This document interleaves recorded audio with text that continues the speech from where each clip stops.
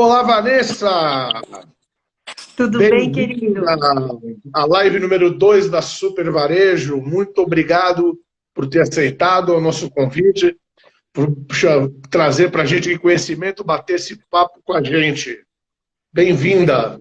Muito obrigada, querido. Deixa eu acertar aqui que eu estou te vendo pela metade. Agora estou te vendo melhor. Deixa eu ajeitar eu aqui também. Melhorou? Melhorou. Tá. Então vamos, deixa eu deixar aqui esse negócio, esses tripés aqui. Você compra na lojinha lá. Até Pronto. porque a gente é varejista, né? A gente não é influencer, né, Gatti? Só para ficar super claro, né? Não, mas tá legal, tá legal. Muito, muito legal, muito bom você ter aceitado aí. O pessoal já tá chegando aí. Pessoal, vocês ficam à vontade aí para fazer perguntas lá no final ou durante. E no final eu tento selecionar alguma coisa aí se sobrar um tempo. Lembrando que o Instagram ele limita um pouco a gente de tempo, né? E os papos costumam render. Então é isso. Bom, Vanessa, vamos começar falando da sua trajetória aí no varejo. Resume aí para o pessoal que está assistindo a trajetória até chegar hoje lá no Grupo Rondelli. Eu comecei no varejo muito cedo, Gatti. É engraçado a gente falar sobre isso hoje, porque hoje eu finalizei o meu capítulo do livro Mulheres do Varejo. Então foi um dia que eu tirei para pensar sobre a minha trajetória do varejo. E ela começou muito cedo. Eu comecei a trabalhar com 14 anos e fiz curso técnico em nutrição. E aí eu me lembro bem de um anúncio no jornal que precisava-se de técnico em nutrição para supermercados. Eu não conseguia nem imaginar o que uma pessoa da área de nutrição ia fazer dentro de um supermercado. Naquela época era muito incomum. Então, eu fui a precursora do movimento de comida pronta em supermercado, de pratos prontos em supermercado. Que legal! Então, eu tive a oportunidade de ver nascer a primeira loja de comida pronta, de pratos prontos, na loja 50 do Grupo Pão de Açúcar, na Avenida Angélica. Então, era o primeiro projeto no Brasil. Então, minha carreira começa ali, na área de food service, mas dentro de supermercado. Você é de São Paulo mesmo? Eu sou de São Paulo, eu nasci em Santo André, fui criada em Santo André, e o varejo se aproxima de mim com a minha saída de Santo André para trabalhar em São Paulo. Então, aquela vida do ABC, né? Ida e vinda de Anchieta. Então, muito esforço para trabalhar, estudar, para dar conta de tudo. Eu estudava em São Paulo, em Santo André, então foi uma rotina muito, muito intensa. Eu fiquei 16 anos no Grupo Pão de Açúcar, sendo 2 anos tocando esse projeto direcionado de pratos prontos em operações, em loja. Depois eu fui para a matriz do Grupo Pão de Açúcar e lá foi onde eu construí toda a minha carreira na área comercial. E foi assim, o Grupo Pão de Açúcar crescia e eu crescia junto. Foi a maior fase de expansão do GPA, seja na abertura de lojas, expansão de novos projetos. Então, tudo que eu aprendi, toda a minha formação veio de lá. Seja a formação varejista de raiz, seja a formação acadêmica. Então, fiz minha faculdade e minhas 2 pós-graduações dentro do Grupo Pão de Açúcar. Então, foi uma verdadeira escola. Legal. E depois do Pão de Açúcar, foi para onde? E aí, no Pão de Açúcar, eu fiquei até 2011. Eu fui alçar um voo de startup, cuidei de uma startup online, um segmento de viagens online. Então, eu queria entender o que era o varejo para o segmento de viagens. Naquela época, Decolar estava despontando no país, né, o segmento de viagem.com. E eu tropicalizei todo o projeto para o Brasil. Então, trouxe a ferramenta, fiz implantação, criei business plan, envolvi investidores anjo, enfim, todo o pacote. Lançado, 9 meses de projeto, surgiu o desafio de ir para Leroy Merlin. E na Leroy, eu cuidei da seção de decoração. Completamente, nada a ver com a comida congelada, hein? Mas no GPA eu fiz uma carreira toda em perecíveis, então eu me considero uma especialista em perecíveis em toda a minha trajetória no Grupo Pão de Açúcar. E eu queria muito ser mais do que perecíveis, eu queria ser uma varejista ampla, eu queria ser uma pessoa do varejo, não só uma pessoa técnica. Então a ida para Leroy Merlin permitiu, né, que isso tudo se ampliasse e eu pudesse de fato ser uma executiva generalista. E a Leroy Merlin trouxe esse presente, que foi cuidar de uma categoria que os franceses tinham interesse de trazer para o Brasil. Então, fiquei lá quase 4 anos. E minha mãe adoeceu e eu retorno ao GPA. Tá. E aí eu retorno ao novo GPA, um GPA que foi comprado, né, literalmente pelos franceses, já não tinha mais a gestão Abílio. Então, eu vivi um momento desafiador do GPA, que era o reposicionamento das marcas, um momento bem singular, que foi entre os anos de 2014, 15 e 16. No final de 2016, eu vou para o Saint Marché, começo um dos maiores desafios da minha carreira, que foi reposicionar o Saint Marché no mercado após a crise que ele viveu. Então, fundo de investimento americano, reposicionar marcas próprias. Pegou o Italy ali, a parte do Italy também, né? Nesse mesmo período. Isso mesmo. O Italy também fazia parte nessa época. Então, foi um momento muito rico para a minha carreira, uma virada 360 graus, onde eu cuidei de todas as pastas da área comercial. Planejamento, produto. Foi bem intenso. Na saída do projeto do Saint Marché, eu vim para a Bahia. E aqui a gente chega nos dias de hoje. Nesse meio tempo, aí você ainda arrumou tempo para ser escritora e tocar um blog. Foi.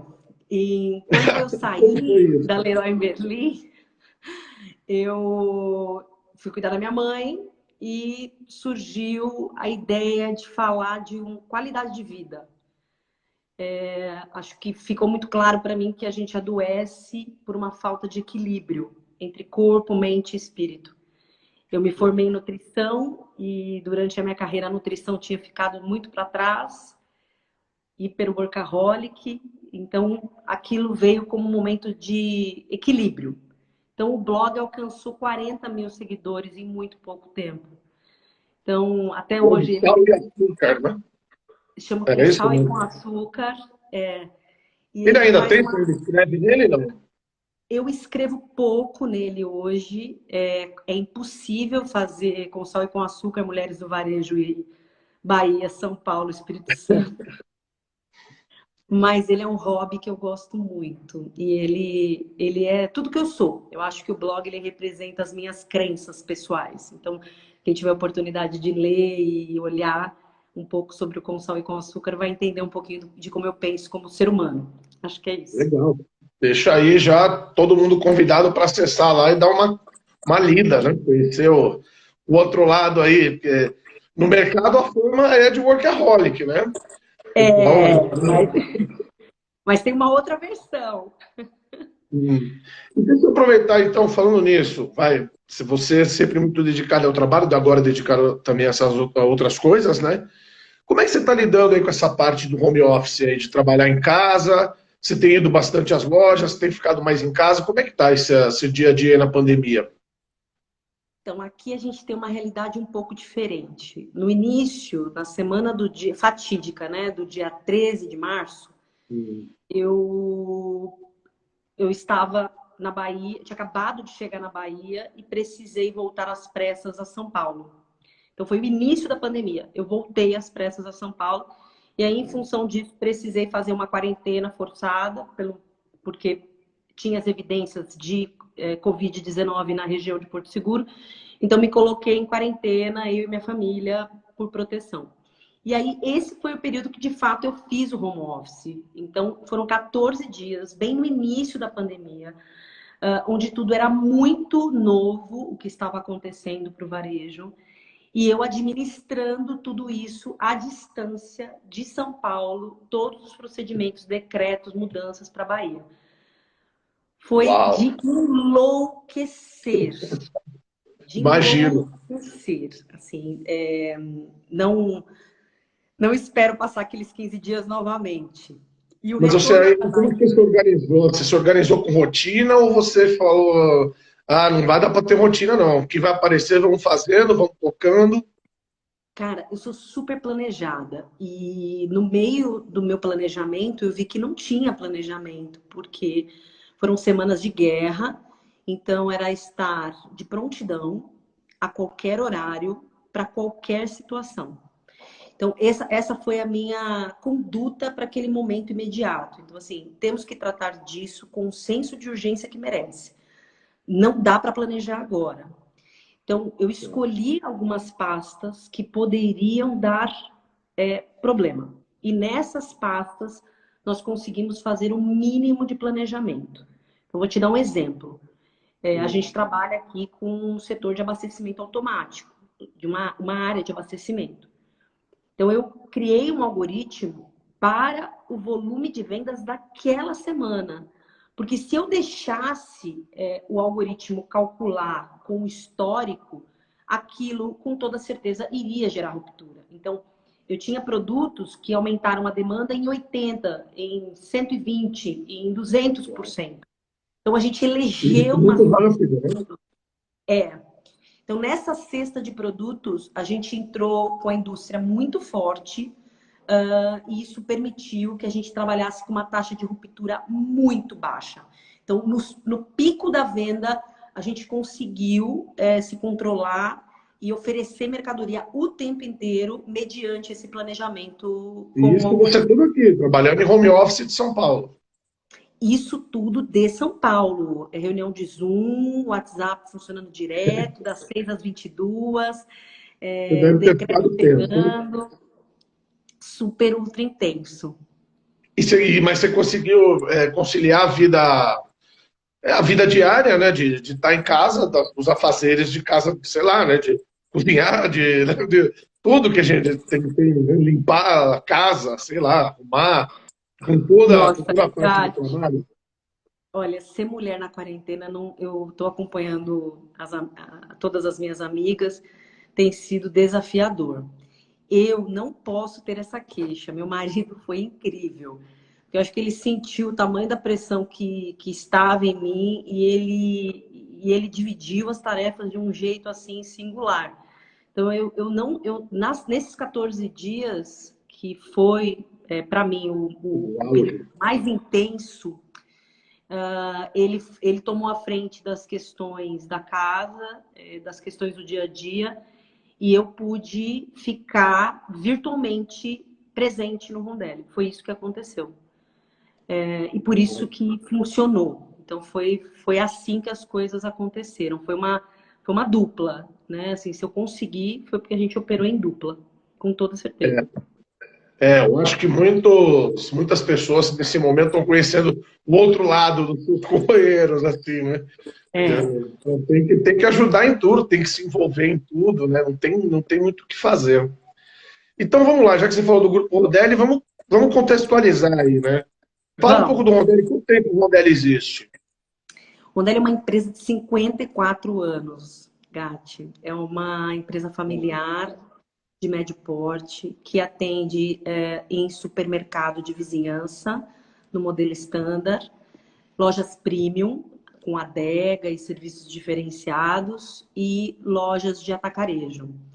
É uma rede que foi muito bem construída, muito bem trabalhada, junto aos seus clientes, num perfil de muita fidelização, um a um.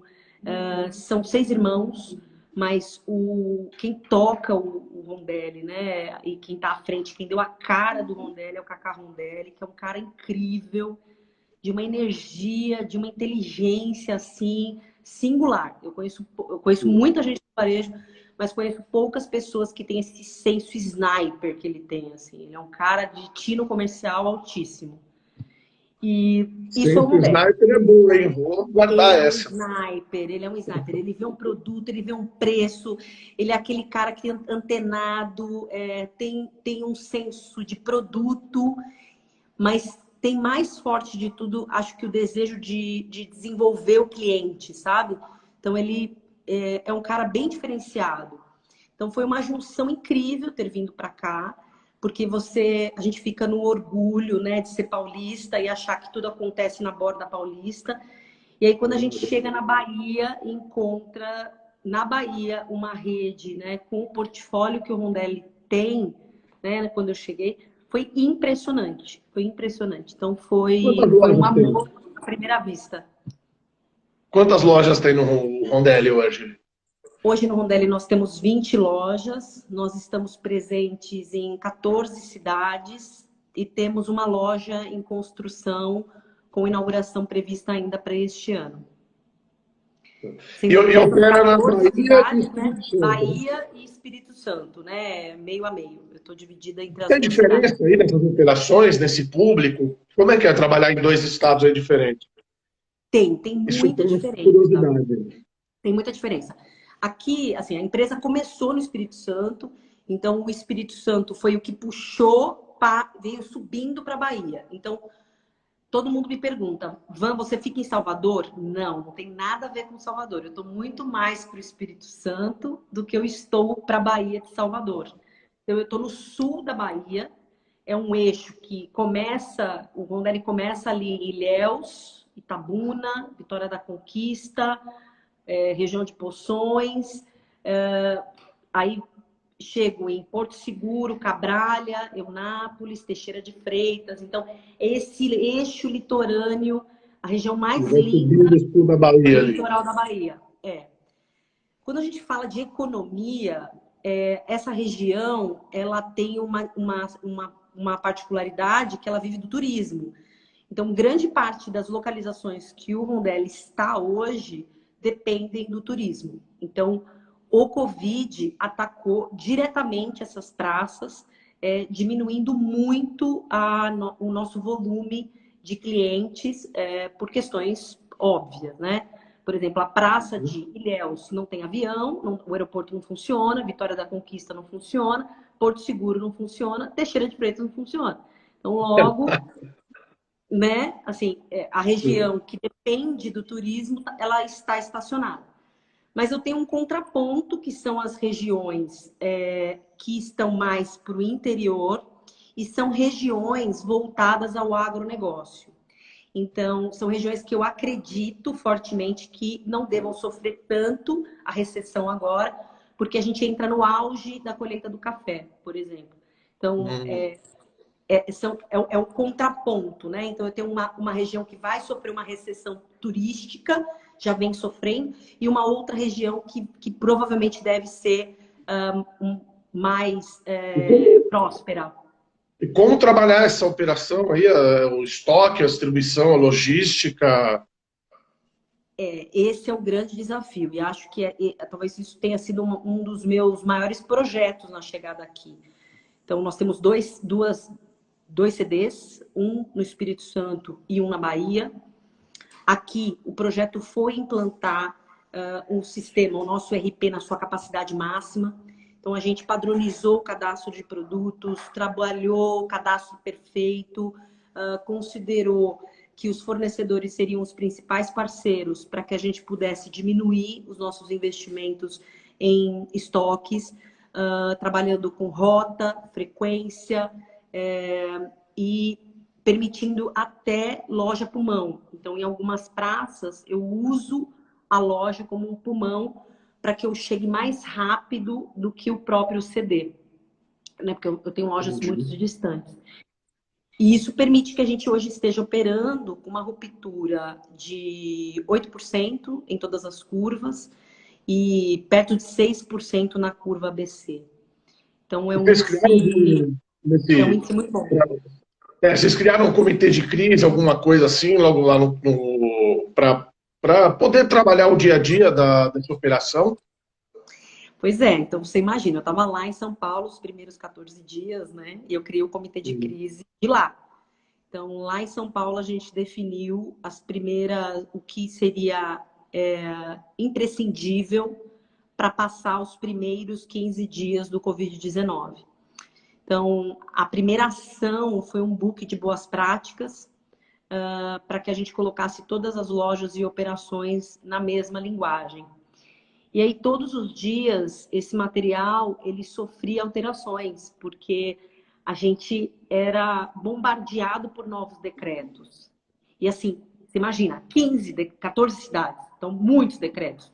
Então, isso foi desafiador, lidar com a burocracia dos órgãos públicos e a falta de organização entre eles numa linguagem única. Então, o quesito máscara foi um caos. Um valia, o outro não valia.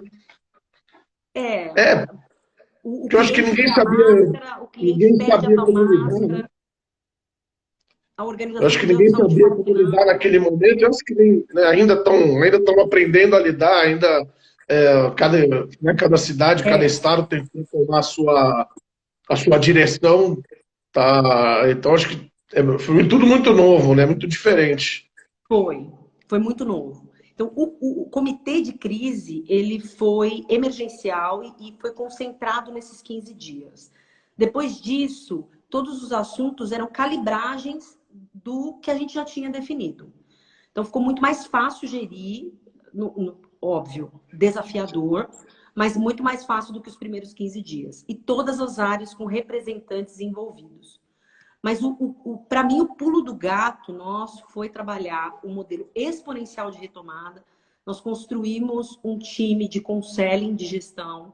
Então, eu convidei executivos de varejo externos. A gente trabalhou com um NDA para que a gente pudesse ter confidencialidade sobre os dados que a gente iria trafegar. E esses 8 executivos, junto a 8 executivos do Rondelli, somaram um time de 16 pessoas trabalhando em frente de trabalho que olhavam para os próximos 30, 90 e 120 dias. E a gente criou ondas, né? A primeira onda foi alinhamento do time. Então, assim, o que é imprescindível para o time estar pronto para qualquer eventualidade que possa acontecer? Como é que a gente engaja o time? Como é que eu diminuo o absenteísmo? Então, essa foi a primeira frente mais urgente. A segunda foram os fluxos financeiros. Então, o cenário demonstrava que a gente teria uma venda altíssima, mas poderíamos ter vales, né? Então, é aquele momento pico, descida, pico, descida. Então, para que o fluxo financeiro ficasse blindado, então a gente até chamou isso, né? Blindar o caixa da empresa, a gente criou 8 passos ali que eram imprescindíveis para que o caixa ficasse saudável.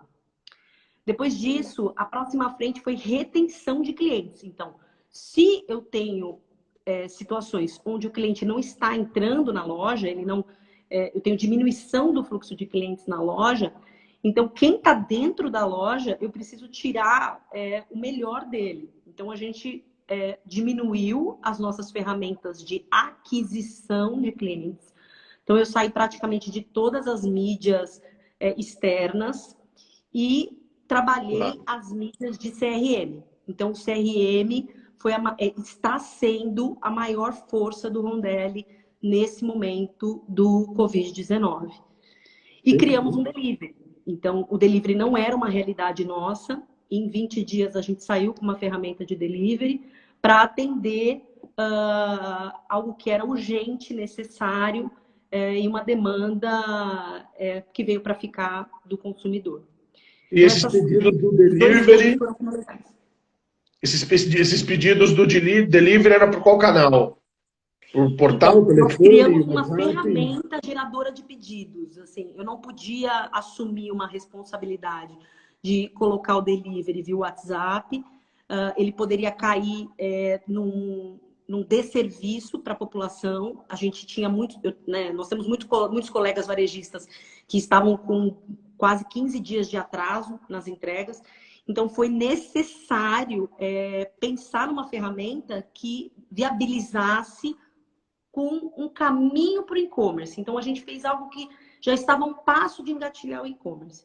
E está funcionando bem. Nas próximas semanas, começa o rollout para as demais, para 100% das lojas. Legal. E uma curiosidade, né? Tem essas particularidades, você falou das leis, né? Decretos, enfim, municipais e estaduais. Como vocês estão lidando com os colaboradores em termos de proteção, vocês adotaram um padrão para todo mundo? Não, cada loja de acordo com a sua região? Como foi? A cada decreto vem uma atualização, né, Gati? Assim, cada decreto muda um pouco o jogo. E aí você percebe que o decreto de uma cidade logo se torna decreto da cidade seguinte. Então, num primeiro momento, sim, algumas decisões elas foram por cidade. Mas logo a gente percebeu que fazia muito mais sentido a gente tomar as decisões em volume, porque se a gente ficasse clusterizando por cidade, seria difícil para a gente administrar, e a gente não estaria conduzindo a nossa gente com a mesma proteção, né? Era importante dar a todos a mesma condição.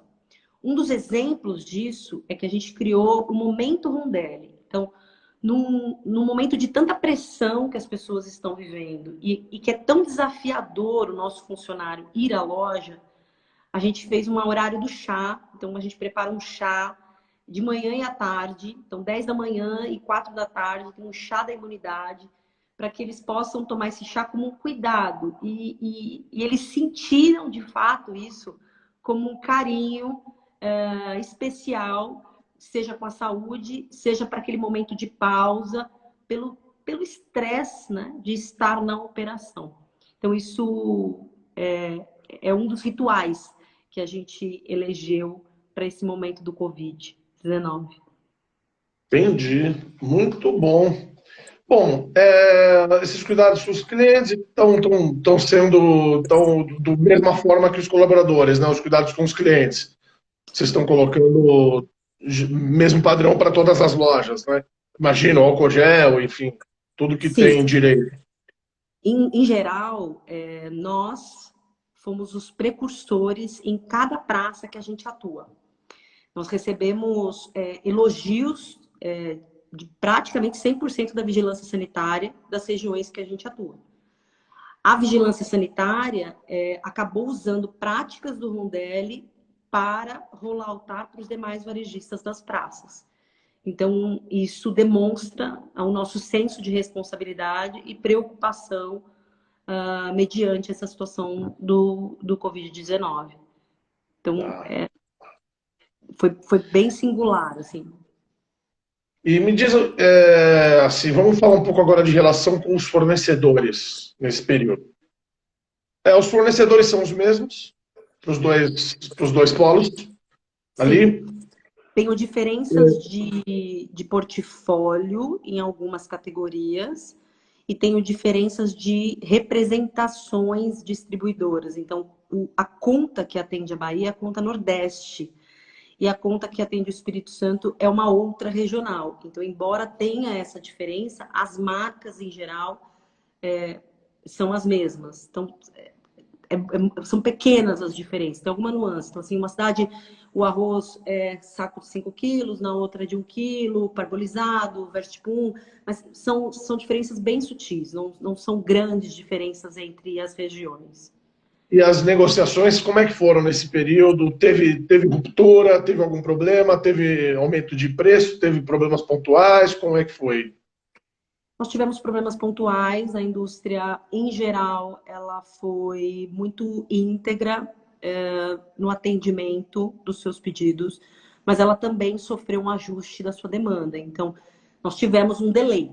Então, em alguns momentos, houve situações em que a gente ficou à iminência de uma ruptura de um item A ou B. O que mais me chamou a atenção foi a indústria de leite, ela desde o início empurrando tabela de preço. Essa foi a que mais deu trabalho, de verdade, assim. E a gente contou com um parceiro que honrou com o preço do início da pandemia. Mas foi a pasta mais difícil de honrar.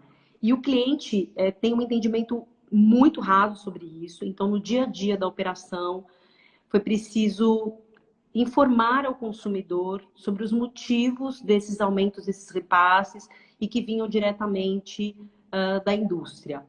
Mas foi a parte mais frágil de todo o momento do Covid-19 junto aos fornecedores.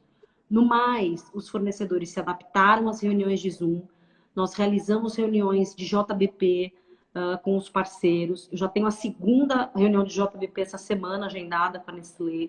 Então, a agenda online está funcionando bem e a gente tem conseguido ganhar até uma agilidade na participação de executivos da indústria que antes não conseguiam se deslocar para a nossa região, mas que, uma vez que a gente optou pelo trabalho online, ficou mais fácil e as decisões acontecem mais rápidas. Então, foi uma vantagem para a gente. Mas é claro, o varejista sente falta do olho no olho, do dia a dia, da presença do fornecedor. Isso, se você falar com os meus compradores, eles não vão fazer esse elogio para você, eles vão reclamar. Eles sentem falta, mas teve ganho. Imagino. E bom, e agora, assim, falando um pouco fora de operação, vamos falar um pouco do Mulheres do Varejo, né? Vamos. Esse grupo aí, que você foi a fundadora, junto com outras varejistas. Queria que você contasse aí um pouco da história, de onde surgiu, como está atuando. Mulheres do Varejo, ele surge numa tarde fria em São Paulo, com duas executivas, eu e a Fátima Merlin, uma executiva brilhante, discutindo sobre o tamanho do desafio de ser mulher no varejo. E o que parecia mais estranho para a gente é que a gente lidava com dados, com a Shopper, a gente lida com 75% da base do varejo mulheres, mas quem pensava sobre as estratégias, sobre o produto a ser entregue para essa Shopper, eram os homens, na sua maioria. Então, essa era uma angústia inicial para a gente. O segundo era o esforço, quase que hercúleo, para chegar lá. Então, os homens, na sua maioria, quando saem da carreira gerencial para a carreira de diretoria, eles começam a promover aqueles que eles têm mais afinidade. É natural, assim, as posições de diretoria exigem uma lealdade, exigem confiança. Então, o núcleo acaba se fechando mais para os homens. Não é que as mulheres não são vistas, mas como são mais homens, eles acabam tendo mais oportunidades que as mulheres. Então, o que a gente entendeu que o Mulheres do Varejo, ele era a forma de dar relevância e voz às mulheres, que nós temos o nosso papel, a nossa contribuição e, principalmente, a gente consegue demonstrar a essa nova experiência que o Shopper busca através das nossas próprias experiências, porque é a Shopper. Então, se o varejo precisa se transformar, se o varejo precisa olhar para o consumidor no centro das suas decisões, nada melhor do que olhar para as mulheres. E aí as mulheres entram nesse circuito com uma relevância muito maior. Esse é o projeto. São mais mulheres em cargos de liderança, mas o pano de fundo é por mais equilíbrio no mundo corporativo, por uma experiência de compra mais coesa com a cliente que a gente atende. Acho que isso resume. E o meu desejo sobre Mulheres do Varejo é oferecer a Antônia, ao Gabriel, a Juliana, eu brinco, né, que são os filhos das nossas MDVs, que eles tenham um mundo mais equilibrado. Porque eles já são diferentes da gente, sabe, Gatti? E eles vão chutar a porta. Então, acho que a nossa geração precisa se organizar mais rápido para oferecer a eles o mundo que eles consideram que é o mundo ideal. Então, esse é o papel. Não é um feminismo, bruto de 1970. A gente está falando aqui de equilíbrio, a gente está falando de fazer junto, de colaboração, de fazer as coisas com olhar ao próximo, com cuidado, com zelo.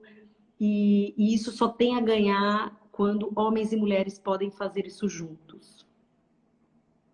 Você viu? A gente começou a falar de Mulheres do Varejo, quer dizer, você começou a falar de Mulheres do Varejo, o pessoal no comentário aqui já ficou louco, né? A torcida aqui, né? Mulheres engajadas aí.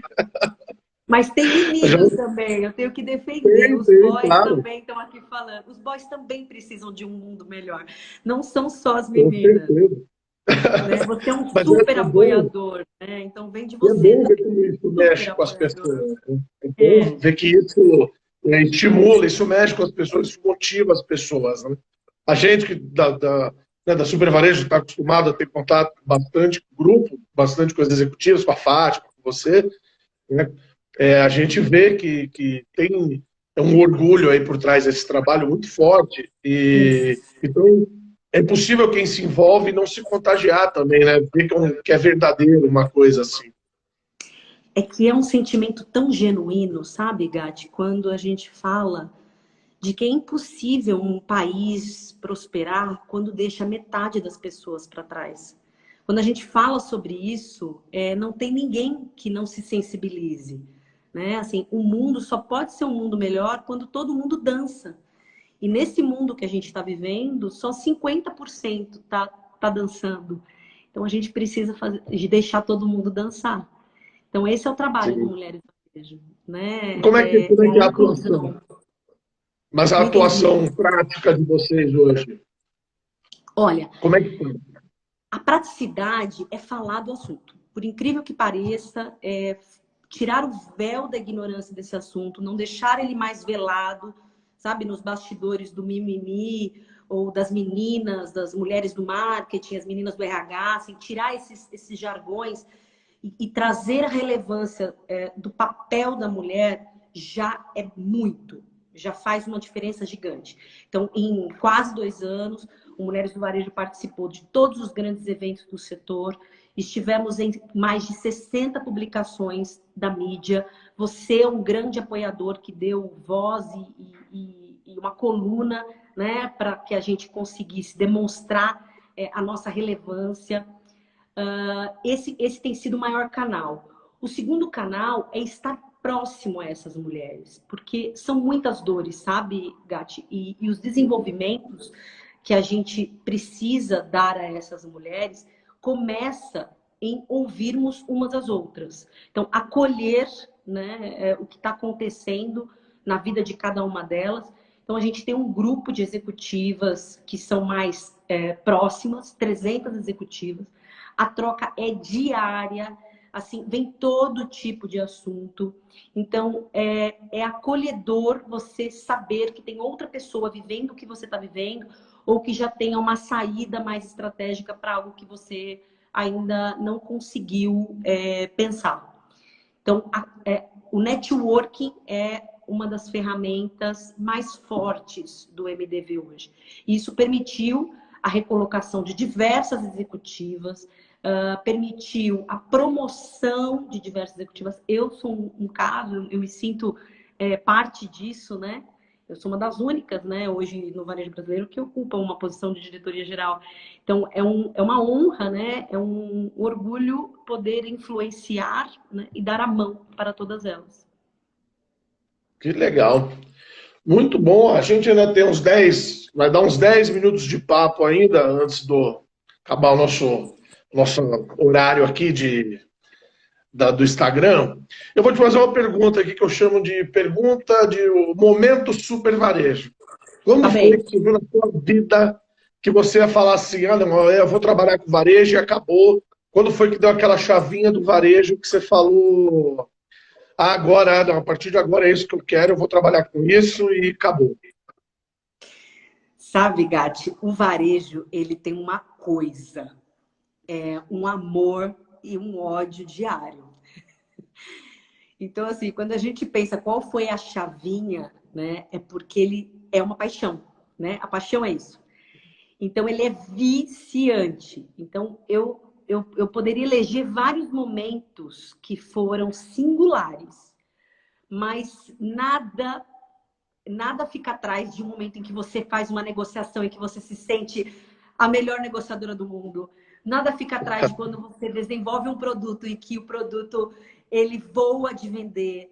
Nada fica atrás quando você constrói uma campanha que você vê as pessoas com a sua revista na mão e fala, puta, isso aqui tá demais. Quando você vê um funcionário seu se emocionando com uma campanha de endomarketing, quando um cliente se reconhece na imagem que você projeta. Então, assim, eu já pensei sobre isso, né? Eu falei para você que hoje eu parei para pensar sobre o livro, mas qual foi esse momento? O varejo não é esse momento. E acho que é por isso que ele é tão diferente da indústria. O varejo é todo dia uma adrenalina, é um momento que você pula da mesa e fala, eu vou matar esse cara, eu não acredito que ele está fazendo isso comigo, ou que máximo que você vai conseguir fazer isso para mim. Então, é um show, né, de emoções que faz com que a gente seja apaixonado. Então, é uma grande paixão, né? Ele não é um momento, eles são vários momentos. E quem se Claro. identificar se vicia nesses pequenos momentos que se tornam pura adrenalina. Legal. Vamos ver aqui se tem um pessoal perguntando alguma coisa. Eu tinha visto algumas perguntas aqui. Vamos ver. Vê Os se você mulheres do consegue varejo. capturar alguma pergunta. Aqui, o Edu Borel. Vanessa, boa tarde. Houve aumento de furto nas lojas devido ao cenário das demissões causadas pela pandemia? Ainda não, mas foi um dos tópicos que a gente ficou muito atento e reforçou os nossos protocolos de segurança. Sim, gerou medo, mas até o momento a gente não vivenciou nenhum problema relacionado a isso. Vamos ver. Obrigada pela pergunta. Na sua opinião, você acredita que após o cenário da Covid, o e-commerce continua em alta? Eu acho que ele veio para ficar. O Covid ele muda hábitos, ele permitiu que as pessoas experimentassem o e-commerce de um jeito obrigatório e vai se tornar necessário. Então, para mim, ele veio para ficar. Então, tem empresas que não tinham transformação digital e tem empresas que têm o Covid digital. Então, o Covid chutou a porta, né, do board e falou, eu vim para transformar e digitalizar vocês. É isso. É isso. E acho que agora é inevitável, não dá para voltar mais atrás, né? Inevitável. Essa pergunta foi no Leandro, eu não falei o nome dele aqui. Aqui o Sobralan. Boa noite. Houve alteração na forma de pagamento dos clientes?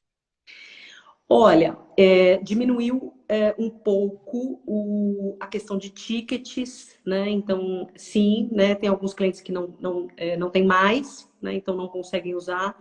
Aumentou o uso de cartão de crédito, mas nada que a gente ainda considere um risco nas operações financeiras. Então, perto do equilibrado, continuo monitorando. Eu acho que esse sentimento vai acontecer de fato daqui a 60, 90 dias, quando o dinheiro de fato acabar. Por enquanto, ainda tem gente, por exemplo, aqui na Bahia, que está ganhando pela primeira vez os R$ 600, que nem tinha esse dinheiro. Então, a gente, tem uma visão turva ainda sobre isso. Não acho que a gente consegue se decidir sobre como vai se posicionar a questão dos meios de pagamento. Tá. Aqui temos etiquetinha, olha que nome bonito. Você acha que o hábito de compras vai mudar? É meio sobre isso, né? O hábito de compra já mudou. Dentro desse trabalho de conselho, de gestão que a gente fez, a gente está estudando os hábitos dos nossos clientes do Clube Rondelli. A gente tem uma base muito grande, muito forte de clube. E no estudo dos hábitos de compra já fica evidente uma migração para dois eixos. Eu tenho um cliente que volta a fazer compra abastecedora, voltado a produtos básicos, mas eu também tenho um perfil de cliente que está comprando os produtos que ele normalmente consumia em restaurantes para o consumo em casa. Então, eu tenho dois, está polarizado, né? Seja num abastecedor muito básico, seja nessa vertente de produtos mais gourmets voltados ao restaurante. Ele está suprindo, né, o restaurante na vida dele através dessa cesta. Vanessa, fala um pouco da nossa comunicação, como as ações macros de marketing têm sido feitas. Alguém está querendo propaganda aí, ó.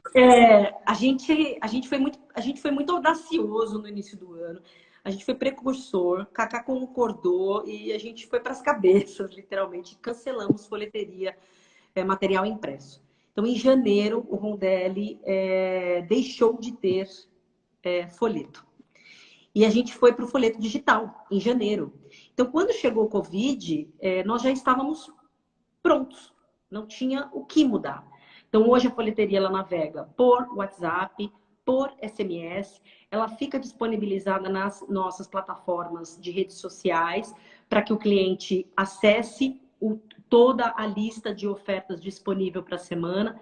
Então, o folheto digital foi uma transição, uma sacada que num primeiro momento parecia loucura, mas que a gente saiu na frente e hoje a gente está bem tranquilo sobre isso. A nossa base até aumentou.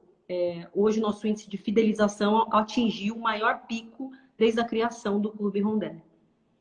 Legal, bom. E o Fábio Camparini, que vai ser a última, senão a gente vai estourar no tempo.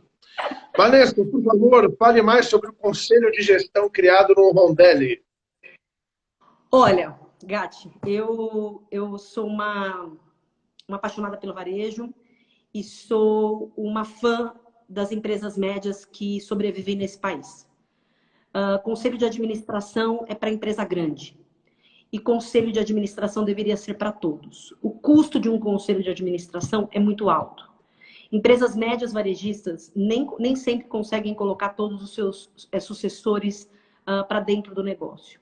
Então, o modelo do conselho de gestão foi uma ideia que surgiu de um insight, desse modelo exponencial de retomada que eu comentei com você, de 4 fases, onde eu imaginei que se a gente olhasse para dentro de casa só com a turma de dentro, a gente não seria capaz de pensar em tudo aquilo que o Covid-19 poderia mudar na nossa vida como empresa.